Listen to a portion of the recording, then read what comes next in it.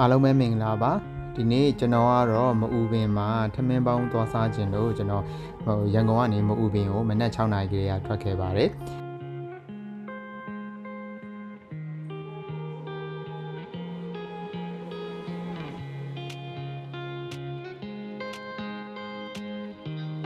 မအူပင်ကိုတော့9နာရီခွဲမှာကျွန်တော်စပြီးတော့ရောက်ပါတယ်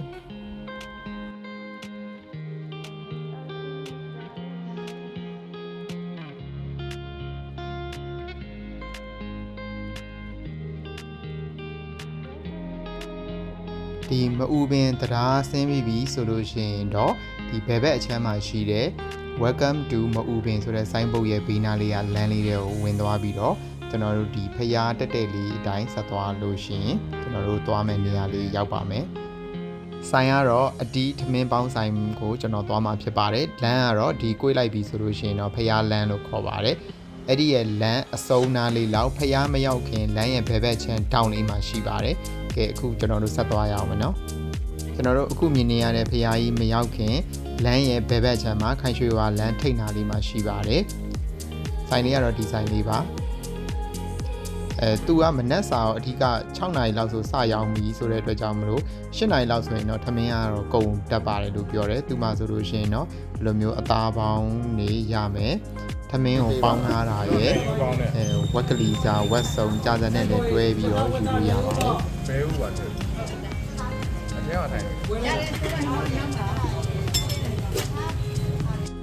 တကယ်တော့မအူပင်ထမင်းပေါင်းအော်ပွန်းလို့လည်းခေါ်မှာပါပေါ့နော်ဒီတရုတ်ထမင်းပေါင်းပါပဲ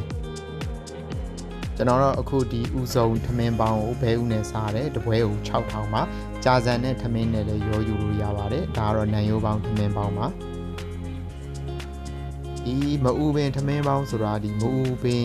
ရောက်ပြီးလို့ရှင်မစားဘဲနဲ့ပြန်ရင်မအူပင်ကိုရောက်တယ်လို့ပြောလို့မရဘူးပေါ့နော်အဲ့လောက်ထိအောင်နာမည်ကြီးတယ်သူကသူအချင်းကြီးလေးနဲ့ပေါ့ကျွန်တော်တို့ဝါသားတို့ထမင်းနဲ့လို့ပုံစံပါပဲဒါပေမဲ့တော်တော်စားကောင်းပါတယ်ထမင်းနဲ့စီစီပိုင်ပိုင်လေးဒါသူ့ရဲ့နံရိုးကောင်းကိုကြီးပေါ့နော်တော်တော်ကောင်းတယ်ကျွန်တော်တို့မြင်နေကြဒီရန်ကုန်ကရှိတဲ့ကိုကြီးခောက်ဆွဲလို့မဟုတ်ဘူးသူ့ရဲ့ကိုကြီးခောက်ဆွဲကကြဲကြဲလေးနဲ့ဒီခောက်ဆွဲသားတော်တော်ကောင်းတယ်ကျွန်တော်တို့ဒီစမ်းကြောင်းမှာရှိတဲ့ရုံချမ်းစိန်ခောက်ဆွဲသားလိုမျိုးတွေတော်တော်လေးအကောင်းပါတယ်နံရိုးလေးလည်းနူးဤမြန်ဒီဤကြကွေးလေးနဲ့စားရတယ်ပေါ့တပွဲကိုတော့8000တော့ပေးရတယ်ဒါပေမဲ့ကောင်းတာတော့တော်တော်ကောင်းပါတယ်ငပိလေးကတော့တက်တက်ချပေးပါတယ်ဒါကတော့သူ့မှာရနိုင်တဲ့မီနူးလေးပါဆိုင်ကမနက်6နာရီဆိုဖွင့်တယ်8နာရီဆိုရင်တော့အားလုံးကုန်ပါပြီထမင်းအလွတ်တပွဲဆိုလို့ရှိရင်1000ဘဲဥနဲ့ဆို2000အားနဲ့ဆို3000အစုံဆိုလို့ရှိရင်6000ထမင်းပေါင်းကိုမနက်စာအနေနဲ့စားပြီးပြီဆိုလို့ရှိရင်တော့အခုသွားတဲ့နေရာလေးကတော့ကြားမုတ်တိုက်ဖြစ်ပါတယ်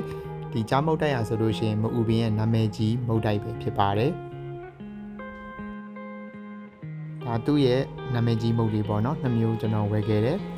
ပြီးတာနဲ့ကျွန်တော်ကဖြာပုံဘက်ကိုဆက်သွားပါတယ်ဖြာပုံတရားကြီးကိုဖြတ်တယ်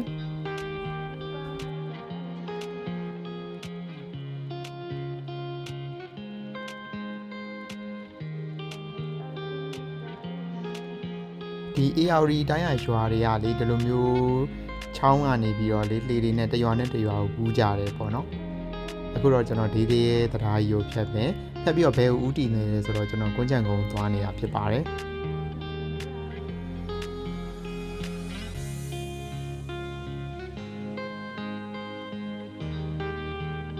ကွန်းချံကုန်းမှာလည်းဒီမီးပွိုင်းကွန်းချံကုန်းတကြောလုံးမှာရှိတဲ့မီးပွိုင်းပထမဆုံးမီးပွိုင်းတွေ့လို့ရှိရင်ညာဘက်ချိုးလို့ရှိရင်ကျွန်တော်တို့ရဲ့ကွန်းချံကုန်းမှာနာမည်အကြီးဆုံးလင်္ကာဒီပပဲမုံဆိုင်လေးကိုတွေ့ပါမယ်